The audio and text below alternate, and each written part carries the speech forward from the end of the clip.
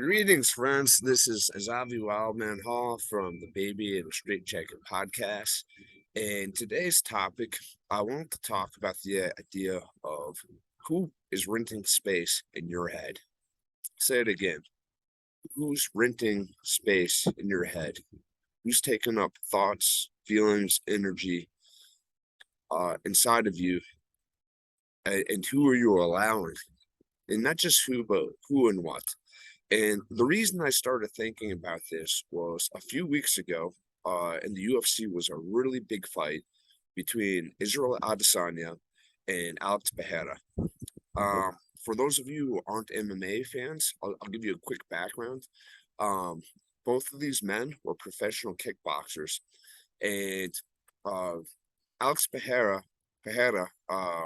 beat Israel Adesanya in their first match by decision. And then when they rematched at kickboxing, he knocked him out cold. He put him to sleep. And in this match, after he knocked him out, at the time, Alex Pereira's 5-year-old son came in the ring and just kind of mimicked the knockout. Basically, he went in there with his little sippy cup, whatever, and just rolled back on the ground like he just got knocked out. And so, fast forward many years, Israel Adesanya becomes an MMA fighter, eventually becomes the middleweight champion of the UFC. Um, and then Alex Pereira follows him into MMA. All right, and eventually, Alex Pereira, he does very well in the UFC. He wins a bunch of fights in the road. They give him a title shot against Israel Adesanya. And I apologize for those of you who know the full story. I'm just explaining this to the people who don't, so they have context. Um, they fight. Alex Pereira TKOs Israel Adesanya for the third time. So Israel Adesanya, who is a very successful fighter, um, you know, gets stopped for a second time by this man who apparently just is his kryptonite and has his number, right? And he's so obsessed, and because he's champion for a long time and had a long reign, they grant him the instant rematch. So several months later, I believe it was 4 months later, more or less, they give the rematch to Israel Adesanya, right? And then they fight again. Um, the fight gets the second round. It looks like Alex Pereira is really beating him, and then Israel Adesanya just gets a perfect shot in, knocks him out cold, right? Um, so the first thing that Israel Adesanya does after he knocks him out is he starts shooting these arrows, which goes back to promotional video they did about shooting arrows. It's kind of a gimmick that Alex Pereira has. It's neither here nor there. But then the second thing he did, and this is the content of our episode, is that he ran around the ring, looking into the crowd to find Alex Pereira's son. Now, Alex Pereira's son, that is like he was like a 10-year-old kid, now he's still a kid. He was 5 years old when in kickboxing, uh, his son had mimicked being knocked out, right? And he goes and finds the kid in the crowd, points to him from inside the cage, and then does the same thing, like mimicking his dad, how he just knocked out his dad. So basically, even the post fight press conference, Israel Adesanya said, "Yeah, I'm really petty," and anyway, it was a source of debate, right? Within the MMA community, all this about his actions. What was it? Was it necessary? Um, was he justified in basically taunting Alex Pereira's son, who's still a kid? After he just knocked out Alex Pereira, and Alex Pereira at this point is still unconscious. Um, and for me, that's not the point of this episode. And that is an interesting debate. And one worth having, but that's not the point of this episode, right? It's not whether he should have done that. Should he have taunted the kid? Should he have not? For me, the thought that came to my head is like, wow, a 5-year-old child has been renting space in Israel Adesanya's head for the past 5+ years. And I have to get my dates correct. It might have been more than 5 years. It might have been something like 6 or 7 years.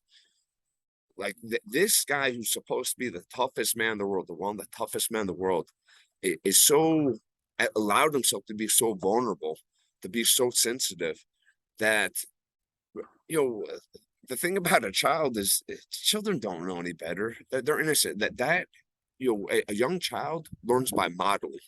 And the term modeling in child psychology means um, the way young children learn is just by copying adults. And the primary model they have is, of course, the parents. And so, what I see, this is someone who, I'm a former teacher and have a basic understanding of child psychology. Is a young 5-year-old child just saw something happen. He's never seen it before. His dad hit this guy. He's unconscious, and in his young forming 5-year-old mind, it's actually a way for him to make sense of what he just saw. Is he just copies what he just saw. I don't even think it was malicious. I really don't. It was just literally like a small child trying to comprehend a new situation that in some ways might have been scary or just weird, or like they're literally just trying to make sense of it. It wasn't like, oh, I'm going to make fun of this man because he just got knocked out. I guarantee you that's not what the 5-year-old kid was thinking.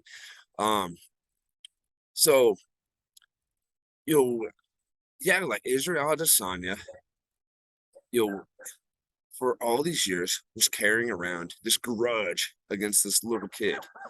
And I have to wonder what type of a life is it for a person like that? I mean, if you're a public figure, or even if you're not a public figure, if you're gonna you're gonna allow other people to take up your mind, your energy that easily.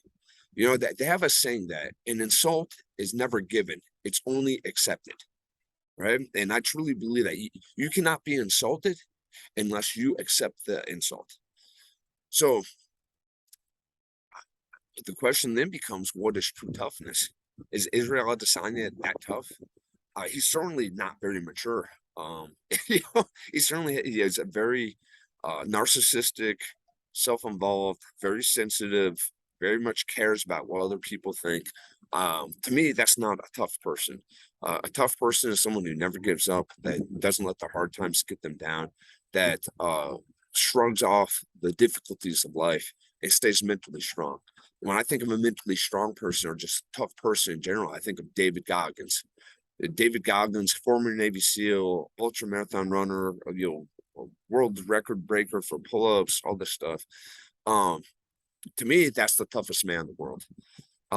One, he was a Navy SEAL, he was a true warrior, but also just someone who faced his demons head on and decided that he wasn't happy with himself, with his life, and he turned it all around and just managed to become a better person, a superior person. When there was people who went after him, trying to spread lies about him, he could have taken them to court. He could have won a defamation lawsuit, and he just decided at the last minute, I'm not going to sue this person. I'm not going to take food out of this person's children's mouths. I'm just going to let that person live with their own demons. I'm not taking on their demons. I'm not engaging with that person. I'm rising above it. And so, I think that's an example of something we should aspire to, right? Uh, be like a duck with water. What happens when water hits a duck's feather? It just rolls off. It doesn't get it wet. It doesn't stick around. It rolls off. Be like a duck with water.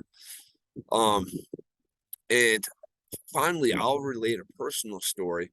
Um, for any of you who start watching my channel or new to this, I've lived all over the world. I've traveled all over the world, and one of the experiences that I had the privilege to do and to experience was I've been able to travel to India, and that's where I got my jaw surgery. But the first time I ever went to India, I was able to do a 10-day Vipassana meditation retreat. And this is one of those retreats that you might have heard about where uh, basically it's 10 days, you can't talk, and you're essentially meditating for 12 hours or more a day. You wake up 4 in the morning. At 4:30 to 6:30, you're meditating for 2 hours. You go to breakfast, you eat breakfast, all in silence. You can't look at anyone. Then you go back to your room for a little while. Then you do 4 more hours in the morning. Then you break for lunch. Then you do 4 more hours in the afternoon. Then you break for dinner. Then you do like another 2 or 3 hours in the evening. and you're just sitting there with your eyes closed and nowhere to go, nowhere to escape to, no outlets, no dopamine release. Um, and it's honestly one of the hardest things I've ever done in my life. And the way I got through that experience is how I got through a lot of difficult experiences. The same way I got through boot camp, the same way I got through a bunch of stuff, which was um,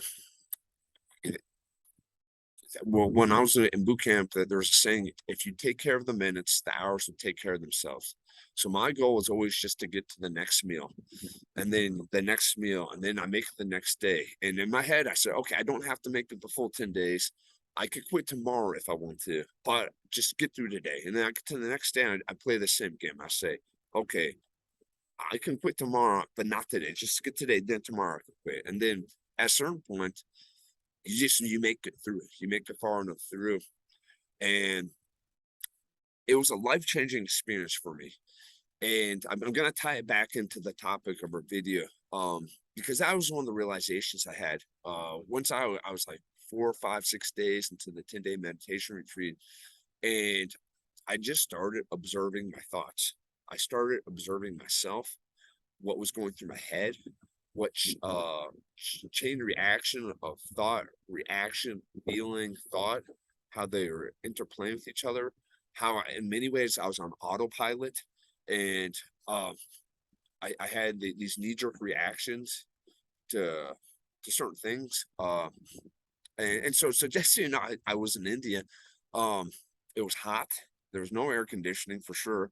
I was the only foreigner there. And then they have the room, this huge meditation hall, and one side is men, one side is women. And I love India. It's an incredibly spiritual, ancient place. The hygiene is not what we're used to in the West. The Western standards of hygiene are not present in India. Um, Concepts of using deodorant, um, washing regularly, changing your clothing on a daily basis. These were not things that were happening during this meditation retreat. And as a consequence, um, I was sitting in close proximity to many men where, especially once it got to the afternoon where it's very hot, the smell was what I would describe as very oppressive and offensive, to the point that there were times I remember just wanting to scream. Because I was irritated. I didn't want to be meditating anymore. I was sitting there with my eyes closed, just going nuts because you're trapped with your own thoughts.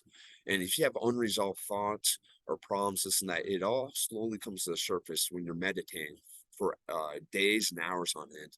And then you smell some terrible BO smell, or you hear someone coughing or sneezing loudly, and it just jolts you out of your meditative state.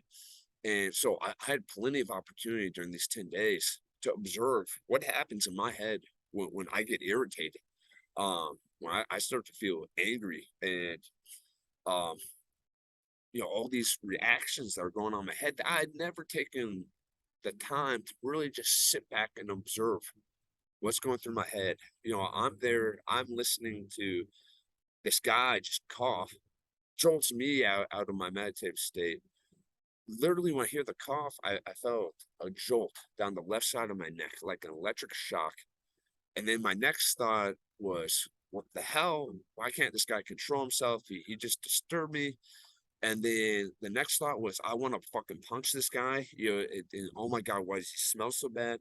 And then, why the fuck am I here? I don't want to be here. Why did I want to come meditate? Um, and then this kept on happening, right? Every time someone would cough or sneeze or do something, every time I had this bad smell, and I started to observe, I'm like, wait a second, look at that. I hear this noise. I feel this sensation here. That leads to a thought of, or feeling of anger. That feeling of anger leads me thinking, fantasizing about hitting this guy. Um, and then an interesting thing happened is once I observed that feeling, um, it stopped the chain reaction of thought, feeling, reaction, which led to other thoughts, feeling, reactions. And it was almost, not almost, it was like literally allowed me to reprogram my mind. And, and, um, and so once I got to that point, was, oh shit, there's all this stuff going on in my head.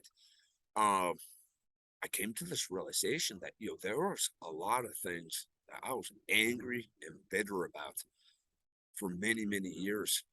And I, on a constant basis, would get angry about it and upset. And I had this aha moment, this eureka, illuminating moment where I realized, wow, like that time that this person embarrassed me by doing that, or this time that this happened and it made me feel this way, the first time was that person's fault. Every time that I've felt that sensation or emotion or self punishment since then, they weren't doing that to me anymore. That was me doing that to me. That was me hurting me every time I relived that experience. I felt bad again. They did it to me once. I did it to myself hundreds of times. Um, and once I realized that, it was life changing. I've had many life changing moments, and that was one of them. I said, okay, I'm gonna stop hurting myself from now on.